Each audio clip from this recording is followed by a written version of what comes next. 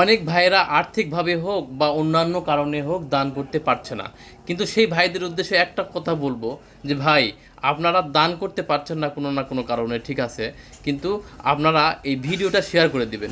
এমনকি আপনার শেয়ারে একজন ভাইয়ের কাছে এই ভিডিওটা যাবে এবং সেই ভাইটা ভিডিও দেখে এই মসজিদে আল্লাহর ঘরে দান করতেও পারে। এই জন্য আপনাদেরকে অনুরোধ করব যে আপনারা ভিডিও দেখা মাত্র এই ভিডিওটা শেয়ার করে দেবেন। আপনারা ভিডিওতে দেখতে পাচ্ছেন যে আমাদের মসজিদের মিনারের কাজ হচ্ছে, এখনও নিচে মেঝে আছে, মেঝে পরে হবে, তবে মিনারের কাজ হচ্ছে। আমরা মিনার গতকাল কিনে নিয়ে আসছি। তো সব কিছু মিলে মোটামুটি আমরা উদ্যোগ নিয়েছি আপনাদের সহযোগিতায়, এবং আল্লাহ যদি চায় ইনশাআল্লাহ কমপ্লিট হবেই হবে। কারণ দানের টাকা, দানের ব্যাপারে বিশেষ করে এই প্রবাসী ভাইয়েরা খুবই আগ্রহী। অনেক ভাইয়েরা আমাকে ফোন দিচ্ছে, বেতনটা পাওয়া মাত্র সেই বেতন থেকে কিছু টাকা আমি এই মসজিদে দান করব।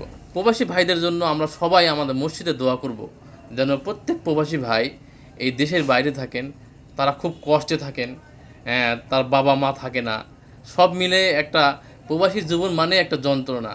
প্রবাসী জীবন খুব কষ্টের, সেটা আমরা জানি। এই জন্য এই প্রবাসী ভাইদের জন্য আমরা খাস করে সবাই মিলে একটা দোয়া করব, একদিন আয়োজন করব আপনাদের দোয়ার জন্য। আর এই দানের তালিকা এভাবে ভিডিওতে দেখানোর মানে হচ্ছে যে আপনারা যে আমাকে এভাবে টাকা দিচ্ছেন এই ফেসবুকের মাধ্যমে, এটা আমাকে দেখাতে হবে মসজিদের কমিটির কাছে যে কত টাকা আপনারা দিচ্ছেন এবং কত টাকা ব্যয় হচ্ছে, কত টাকা আয় হচ্ছে।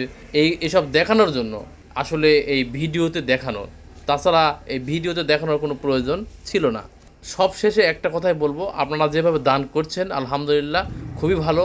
তো এরকমভাবে আল্লাহর ঘর মসজিদে দান করবেন। আমাদের আরও অনেক টাকার প্রয়োজন, আপনারা আপনাদের সাধ্যমতো কিছু হলেও দান করবেন। আসসালামু আলাইকুম ওয়া রাহমাতুল্লাহ।